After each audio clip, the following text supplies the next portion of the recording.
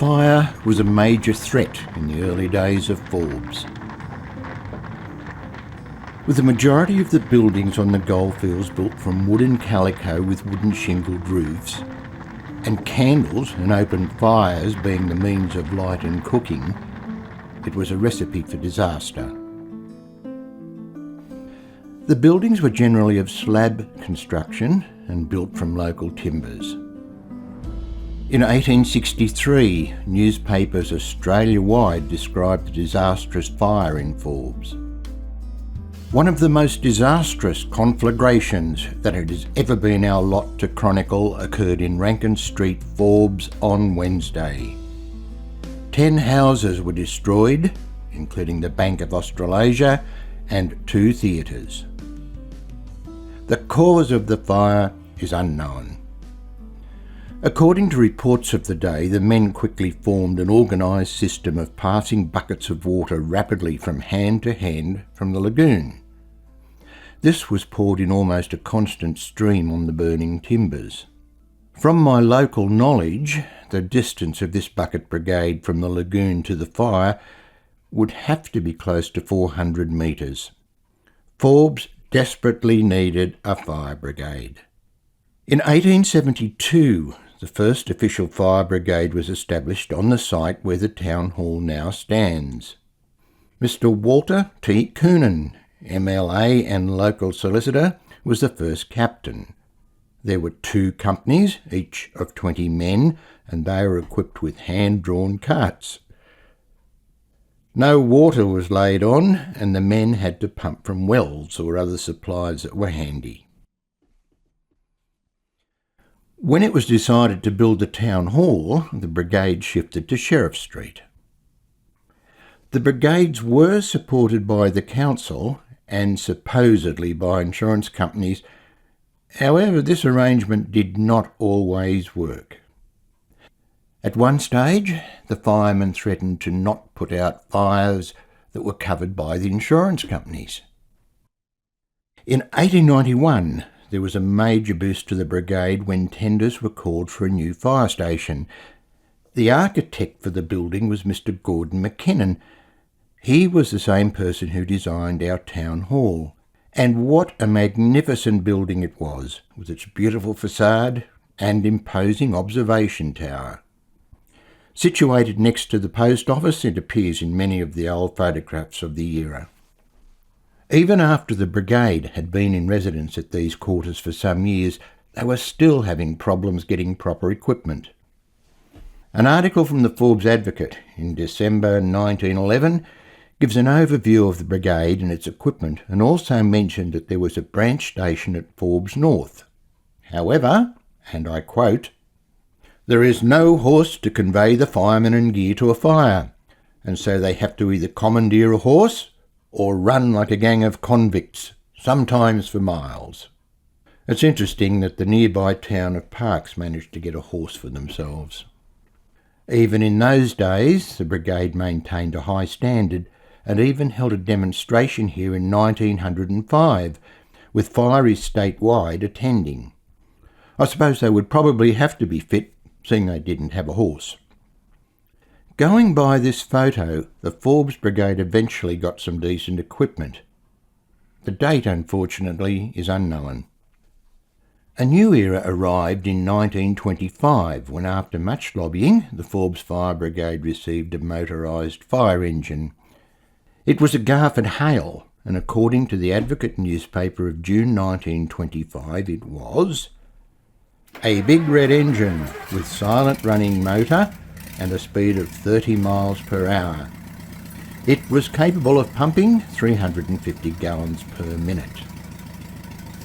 The engine was demonstrated by washing down our town hall, but it was indeed a great boost to the town and the fireys as well. Sadly, the situation arose that the fire station, already classed as being inadequate, was too small for the appliances. Reports of the day mention that the firemen had to get changed outside as there was not enough room for both them and the appliances.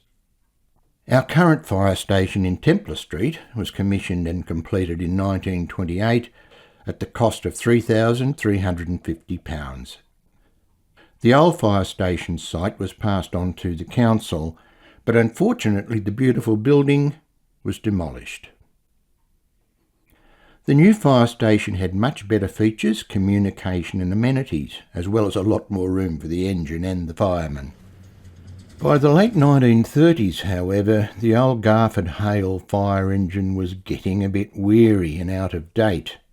After much lobbying, a sparkling new Dennis engine arrived in 1940. This long-serving fire engine became an icon of our town and is still fondly remembered by both firemen and residents. Let's hear some memories of the old Dennis engine from long-serving fireman Vince Roberts, who spent 45 years with the local brigade. Vince describes how they started the machine and travelled to fires. Tell you how you started. The captain got into the front of it. The captain left to sit there, and there's two switches. And you had twin ignition, this machine. You got somebody to crank it, and usually quite often me was the cranker. And you cranked it, they leave the switches off, and then you start cranking until you're actually lifting your feet off the ground, jumping it. And then he would flick the switch, and away it'd go. It always went. You used to have two sitting in the front, and about four on the sides of it, and two standing up on the back. That was the crew. From the old to the new, 1861 to 1961, one of the first fire brigades, followed by this modern time fire engine.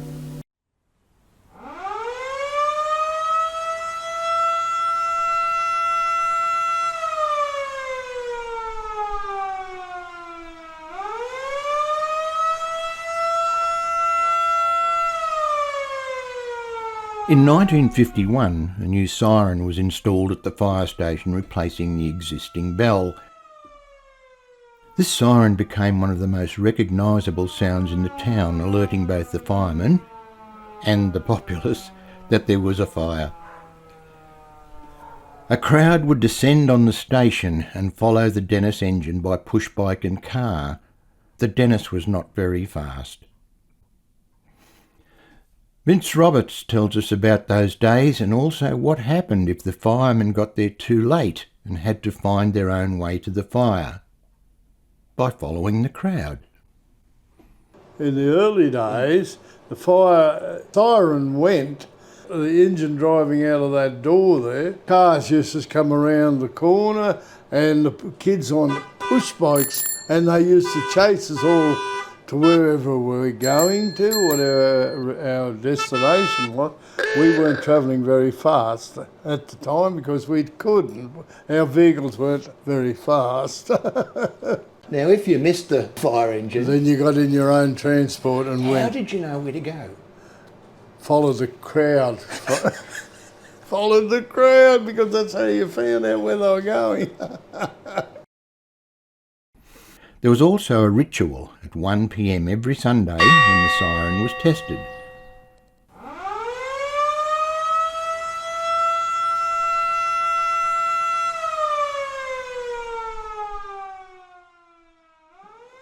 Tell us about 1 o'clock on Sundays. Siren always went at 1 o'clock on a Sunday afternoon. It was to get the men out of the pub to get home for lunch.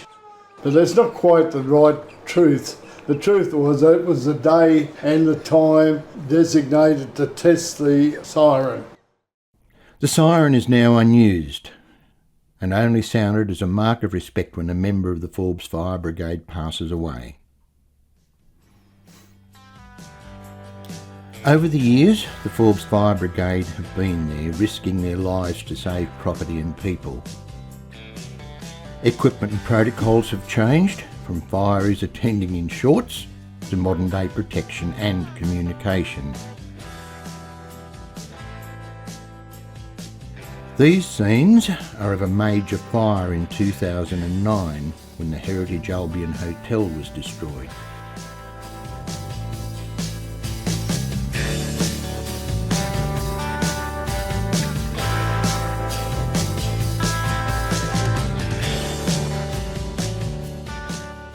Our fire station is an attractive and architecturally pleasing building. It's got beautiful interior fittings and is well fitted out for its purpose. The people of Forbes thank the members of the Forbes Fire Brigade, past and present, for their training and dedication to preserving the safety of our town.